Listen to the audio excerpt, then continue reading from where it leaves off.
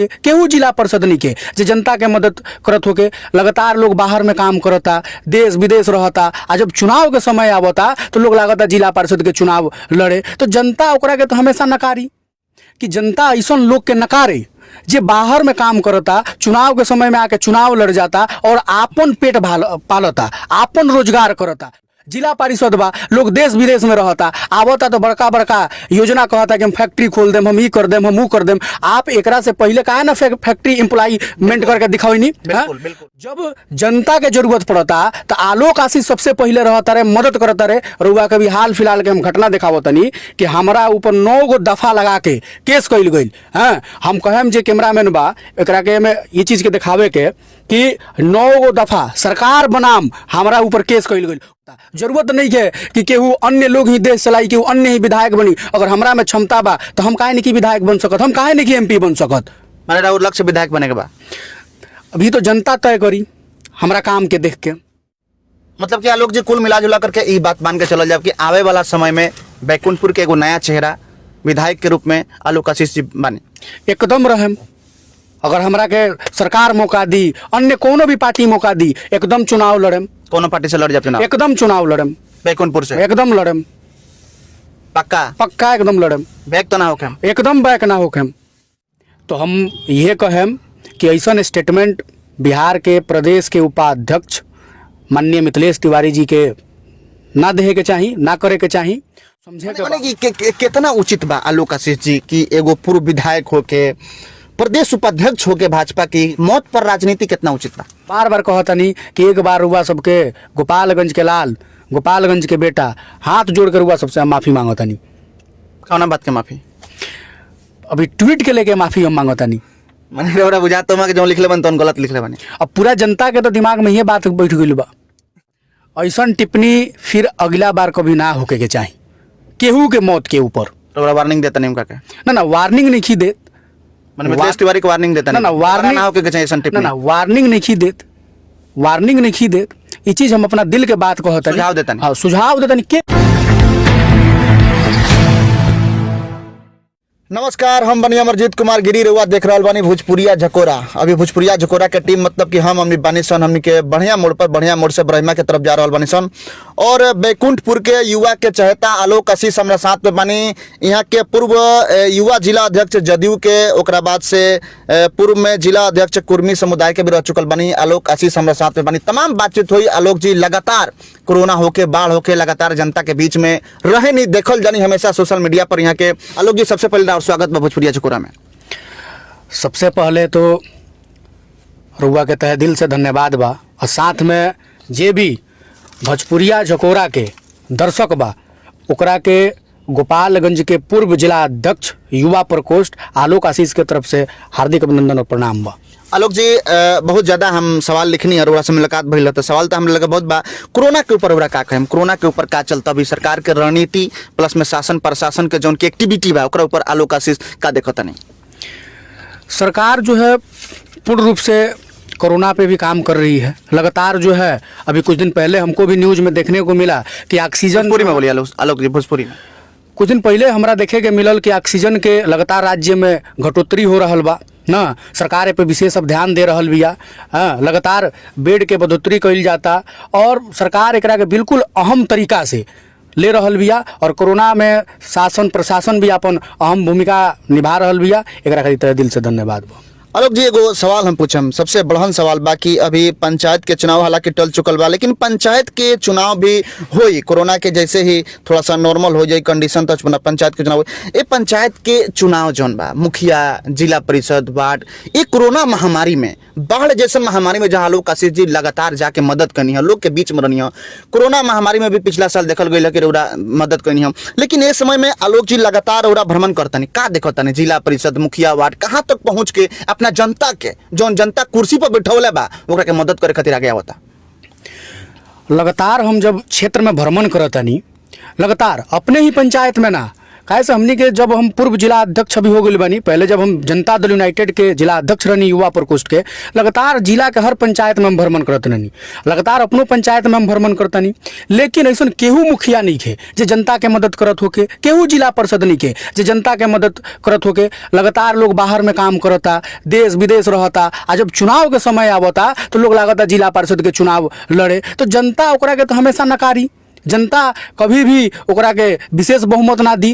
काहे से हमेशा जे जिला परिषद होके चाहे मुखिया होके, जमीनी स्तर के नेता होखल आजकल बहुत जरूरी बा। जे बाहर में काम करता, चुनाव के समय में आके चुनाव लड़ जाता और आपन पेट पालता, आपन रोजगार करता। मुखिया बा रुआ देखी नल जल से लेके हर चीज में लगभग एक मुखिया 1 करोड़ रुपया कमैले बा। एबरा जनता के काम मिलल। जिला परिषद बा, लोग देश विदेश में रहता, आवता तो बड़का बड़का योजना कहता कि हम फैक्ट्री खोल देम, हम ई कर देम, हम ऊ कर देम। आप एकरा से पहले कहा ना फैक्ट्री एम्प्लॉयमेंट करके दिखाई नहीं। बिल्कुल बिल्कुल। जब जनता के जरूरत पड़ता तो आलोक आशीष सबसे पहले रहता रहे, मदद करता रहे। रुआ कभी हाल फिलहाल के हम घटना दिखावो तनी कि हमारा ऊपर 9 गो दफा लगा के केस कइल गइल।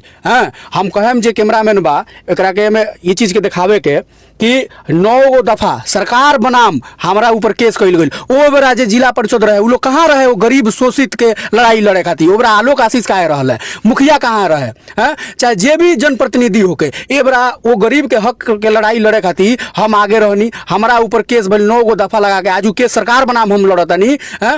तो गरीब शोषित महादलित दलित लोगों के हमेशा जब भी मदद करे के रहेला हम मदद करीले। एबरा जिला परिषद के लोग कहाँ बा, कहाँ भाग गइल बा? लक्ष्य के बारे में कहा राउर राजनीतिक का लक्ष्य बा? कहा कि राउर लक्ष्य तो IAS बने के रहे, रउरा काफी होनहार पढ़ाई लिखाई में रहनी, और राजनीतिक लक्ष्य का बा जहाँ लगातार राजनीति से जुड़ल बनी, जदयू के पूर्व जिला अध्यक्ष भी रउआ रह चुकल बनी। सबसे पहले तो हम ये चीज जरूर कहें कि बात जनता के समझे के चाहिए कि एगो राउर बेटा जौन IAS बनत रहे, IAS बने के ओकरा मन में सपना रहे, ख्वाब रहे, आज वो IAS के मुकाम के छोड़ के रउआ सबके सेवा में लागल बा। आज हम अपना माँ बाप के त्याग के हम जनता के सेवा करतनी। तो ई सोच जनता के तय करे के बा कि आलोक आशीष अगर हर जगह बारे तो हमनी के और मजबूती के साथ खड़ा होगी सो, ताकि हमार बेटा और विकास करे और हमारा हक के लड़ाई लड़ सके और अन्याय के खिलाफ आवाज उठा सके। एकरा साथ एक और हम बात कहें कि जब तक हमार सांस बा आ जब तक हमार प्राण बा तब तक हम जनता के मदद करें। जरूरत पड़ी तो अपना शरीर के गिरवी रख के हम हर जनता के मदद करें। आ कोनो युवा साथी खाती, कोनो मध्यम वर्ग के लोग खाती, केहू दलित भाई खाती ओकर बेटा पीछे ना हटी। आ जरूरत पड़ी तो 50 बेर गुनाह करें हक के लड़ाई लड़े खाती, आ 50 बार जेल जाएम ओ खाती हमरा कोनो फिक्र नहीं है। लक्ष्य का बा? लक्ष्य बताएं। लक्ष्य हमार हमेशा हमरा ये लक्ष्य नहीं है कि हमरा आगे बढ़ के कोनो मंत्री बन जाएगा बा, कोनो विधायक बन जाएगा बा। लेकिन आलोक जो कुछ तो लक्ष्य रुआ रखले हो के अपन राजनीतिक जीवन के कुछ ना लक्ष्य हो। अभी तो रुआ लगातार जनता के बीच में घूम रहल बनी, जनता के मदद करतनी, जनता के आवाज के बुलंद करतनी, वो गरीब के आवाज के बुलंद आलोक आशीष करतनी, जौन गरीब के आवाज उठावे खातिर केहू सामने ना जाला। तो कुछ ना कुछ तो लक्ष्य हो आलोक जी। लक्ष्य ये बा कि जनता की बेहतर अपॉर्चुनिटी चुन के ओकरा के मौका दे, जे जनता के सेवा करत होके, जे जनता के दुख सुख में बा। लगातार हम जनता के दुख सुख में बनी, लगातार जनता के मदद करतनी। अगर एगो पढ़ल लिखल एगो युवा अगर आगे बढ़ता तो देश के भविष्य भी बन सकता और देश चलावे के क्षमता भी रखता। जरूरत नहीं है कि केहू अन्य लोग ही देश चलाई, केहू अन्य ही विधायक बनी। अगर हमरा में क्षमता बा तो हम काहे नहीं विधायक बन सकत, हम काहे नहीं MP बन सकत। माने राउर लक्ष्य विधायक बने के बा? अभी तो जनता तय करी हमरा काम के देख के। माने राउर लक्ष्य मानल जाओ कि विधायक बने के बाद बैकुंठपुर विधानसभा के? अब ऐसा कोनो बात नहीं है कि बैकुंठपुर विधानसभा के हमरा विधायक बने के बा ना, लेकिन ना कौन है कि जनता अच्छा अपॉर्चुनिटी माने कौन अपॉर्चुनिटी बन के जनता के सामने माने अपने आप के प्रस्तुत करके चाहते नहीं? जैसे वो विधायक के बात कौन है, MP के बात कौन है, तो वो विधायक बने के चाहते नहीं बैकुंठपुर विधानसभा के? देखिए जरूरत नहीं है कि हमरा बैकुंठेपुर से दावेदारी बा आवेला समय में कि हम विधायक लड़म। अब विधायक खातिर हम कोनो भी काम करतनी ना, ऐसा कोनो हमार मानसिकता नहीं है। हमरा जनता के सेवा करे के बा। हमरा मन में संकल्प बा कि जे लोग भी विधायक बन के, मुखिया बन के अपन पेट पालता, अपन फंड भरता, अपन मनी जन बैंक बा ओकरा के भरता ना, ये सब चीज के जो खत्म करे के बा और एगो जमीनी स्तर के जनता नेता चुने जे रात दिन ओकरा खातिर मरे और जो ओकरा खातिर काम करे। तो आवाज उठावे खातिर सबसे पहले आलोक आशीष रही है। आज जब चुनाव लड़े के हुई, जब जनता से वोट मांगे के हुई तो अपन हमदर्दी दिखा के लोग हाथ जोड़त फिरेला। मतलब कि आलोक जी कुल मिला जुला करके ये बात मान के चलल जाए कि आवे वाला समय में बैकुंठपुर के एगो नया चेहरा विधायक के रूप में आलोक आशीष जी बने? एकदम रहम, अगर हमरा के सरकार मौका दी, अन्य कोनो भी पार्टी मौका दी, एकदम चुनाव लड़ेम। कोनो पार्टी से लड़ जाए चुनाव? एकदम चुनाव लड़ेम, बैकुंठपुर से एकदम लड़ेम, पक्का? पक्का एकदम लड़ेम, बैक तो ना होके? एकदम बैक ना होके। एगो सवाल बा आलोक जी की बैकुंठपुर विधानसभा क्षेत्र के पूर्व विधायक प्रदेश उपाध्यक्ष मिथिलेश तिवारी के एगो पिछला दिन बयान रुबा सुनले हो कि हम ट्विटर पर वहाँ के ट्वीट करनी कि हम वहाँ के बयान जौन बा वहाँ के जौन ट्वीट बा ओकरा के कोट करतानी कि चीन समर्थक सीपीएम महासचिव सीताराम येचुरी के बेटा आशीष येचुरी का चाइनीज कोरोना से मौत। एक बयान के रुबा कैसे देखतानी ये ट्वीट के? सबसे पहले तो हम ये चीज़ कहें कि सीपीएम के महासचिव श्री सीताराम येचुरी जी के भगवान शक्ति देस कि ताकि पीड़ा सहे के क्षमता प्रदान होखे। और बात रहल जौन रुआ पूर्व विधायक के रुआ जौन बात उठैले बानी, एमे का सत्य बा का असत्य बा ई तो बात हमरा पता नहीं है। क्या बात करतन रुआ? पूरा नेशनल मीडिया पर चलता ये ट्वीट कोट कर कोई नहीं रुआ के जौन वहाँ के ट्वीट कैले बानी और वहाँ के ट्वीट डिलीट भी करतनी तुरंत ले। जब ये सोशल मीडिया पर वायरल हो गई, जब नेशनल मीडिया के उठा दल, हालांकि इलेक्ट्रॉनिक मीडिया आसपास के नहीं उठा पाओ, डेरा आता हमने के तो डेराए के बन हमके के गुलाम बानी सोना। ऐसे सवाल रउरा से जाने के चाहता नहीं कि रउरा एगो दलित के, पिछड़ा के, वंचित के, शोषित के, गरीब के नेता हैं। रउरा ए मौत पर राजनीति जौन हो रहा बा बैकुंठपुर विधानसभा में, करवल नहीं लागत कि आहत होता बैकुंठपुर विधानसभा के जौन की मान सम्मान बा आहत होता कि ऐसा स्टेटमेंट बिहार के प्रदेश के उपाध्यक्ष माननीय मिथिलेश तिवारी जी के ना देहे के चाही, ना करे के चाही।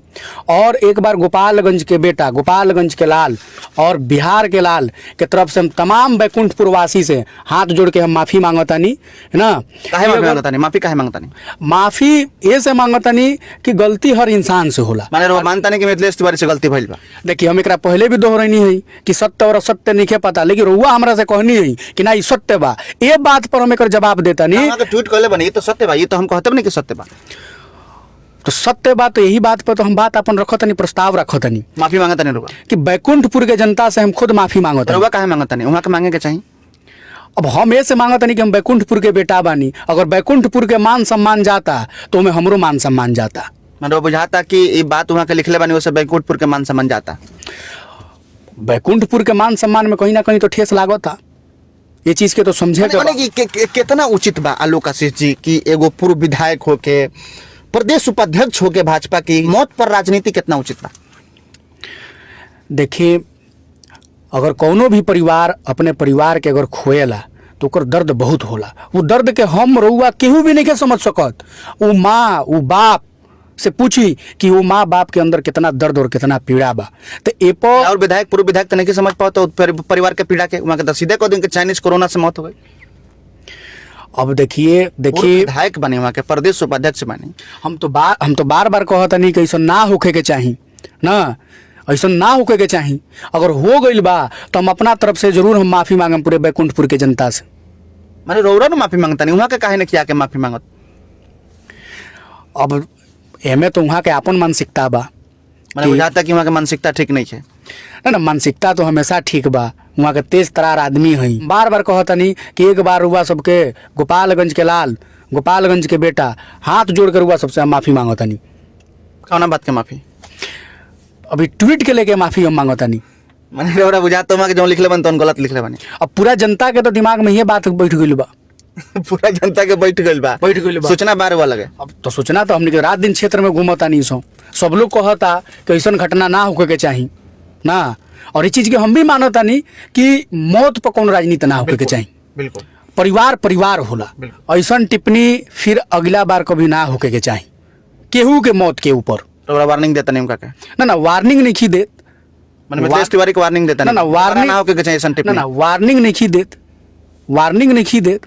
ये चीज हम अपना दिल के बात कहता सुझाव देता नहीं। हाँ, सुझाव देता नहीं। केहू भी इंसान हो, केहू भी राजनीतिज्ञ होके, हम होके, केहू होके संतावना देहे के चाही कोनो भी प्रकार के ऐसा माने घटना सामने ना आवे।